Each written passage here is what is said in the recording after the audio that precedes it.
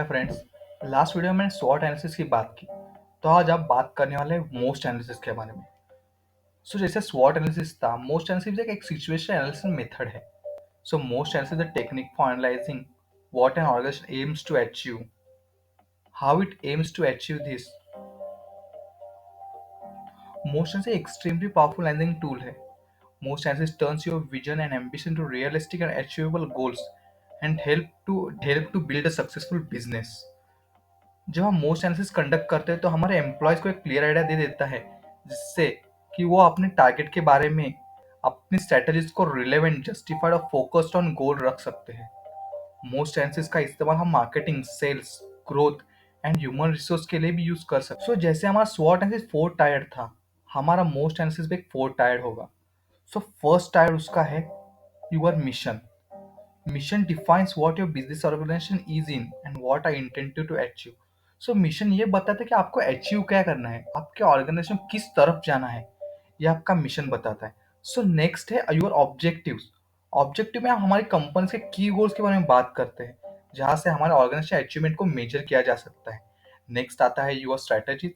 Strategy हमारा approach है जिससे हम ऑर्गेनाइजेशन ऑब्जेक्टिव्स को अचीव कर सके। टैक्टिक्स, फिर आता है टैक्टिक्स। इस हमारा एक short term operational plan and project जिससे हम हमारी स्ट्रेटेजी को इम्प्लीमेंट कर सके। अभी सबसे बड़ा सवाल यह आता है कि हम मोशन से यूज यूज कहाँ पे कर सकते हैं। तो इसका आंसर यह है कि most analysis is mainly use during the strategic planning phase of the business और अ प्रोजेक्ट। हम इसका इस्तेमाल दूसरे कुछ कारणों के लिए भी कर सकते हैं, जैसे career planning, define analysing current in the future strategies, aligning the project delivery requirements with the business objective. यहाँ ऐसी बहुत सारी जगह है जहाँ पे हम मोस्ट एनालिसिस यूज कर सकते हैं। इसे ठीक से समझने के लिए हम एक छोटा सा केस स्टडी लेते हैं।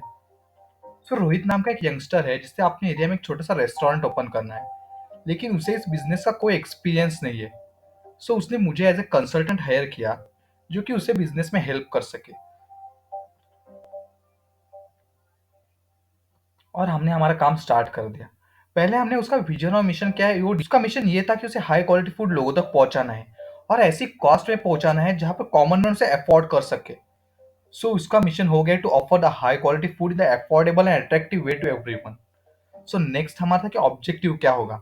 हमने ऑब्जेक्टिव क्या होगा उसके ऊपर डिस्कशन स्टार्ट किया। उसका फर्स्ट ऑब्जेक्टिव ये था कि उसे 4 मंथ्स में अपने रेस्टोरेंट को फुल्ली ओपन एंड ऑपरेशनल करना था। सेकेंड ऑब्जेक्टिव ये था कि उसे 15% प्रॉफिट मार्जिन चाहिए अपने बिजनेस से। फिर थर्ड ये था कि उसे 25% लॉयल कस्टमर बेस चाहिए, जिससे उसका बिजनेस ग्रो हो सके बाद में। अभी उसके ऑब्जेक्टिव्स हो गए।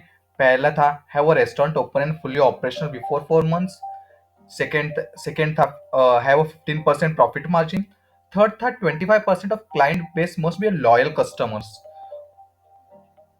अब ये हमारे मिशन तैयार हो चुका था, ऑब्जेक्टिव तैयार हो चुके थे। हम एक स्ट्रेटेजी के पार्ट पे आ रहे थे।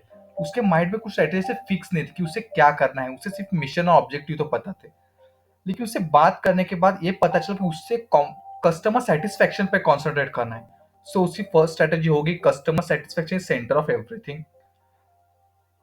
अभी कस्टमर्स को सेटिस्फाई करने के लिए उसे अपने प्रोडक्ट की क्वालिटी को मेंटेन करना होगा। उसकी नेक्स्ट स्ट्रेटेजी होगी focus on total quality approach. अभी ज्यादा से ज्यादा कस्टमर्स को अट्रैक्ट करने के लिए हमें रेस्टोरेंट में हाइजीनिक रखना होगा। हमारे पैंडेमिक के बाद लोग हाइजीन के बहुत ही ज्यादा ध्यान दे रहे हैं। हमारे रेस्टोरेंट को पूरी पूरी तरह से हाइजीनिक रखना होगा। हमारा ये एक पॉइंट भी हो सकता है हमारा। अभी हमारे मिशन, ऑब्जेक्टिव और स्ट्रेटेजी हो गए थे। अभी हमें कुछ टैक्टिक्स के ऊपर काम करना था कि उसके हमें टैक्टिक्स मतलब छोटे छोटे एक्शंस होते हैं जो कि हमें क्या करना होगा। टैक्टिक्स का मतलब हमारे स्मॉल एक्शंस होंगे जो हमारे कस्टमर्स को हमारे रेस्टोरेंट की तरफ अट्रैक्ट करेंगे। हमें एक बात तो पता ही थी कि हमारे रेस्टोरेंट की तरफ लोगों को अट्रैक्ट करने में सोशल मीडिया बहुत इंपॉर्टेंट रोल प्ले कर सकता है। हमारा टैक्टिक्स ये था कि open social media page and post 3 times per week the honest and useful content such as service provided by us, customized menu are available to us। और second, जैसे हमने ऑब्जेक्टिव में बात की कि रोहित को एक लॉयल कस्टमर बेस चाहिए था। लॉयल कस्टमर्स बनाने के लिए हमें उनके साथ इंटरेक्ट करना होगा।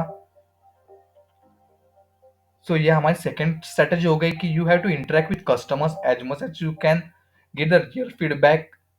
You can even get the feedback by form filled by the customer to know their review.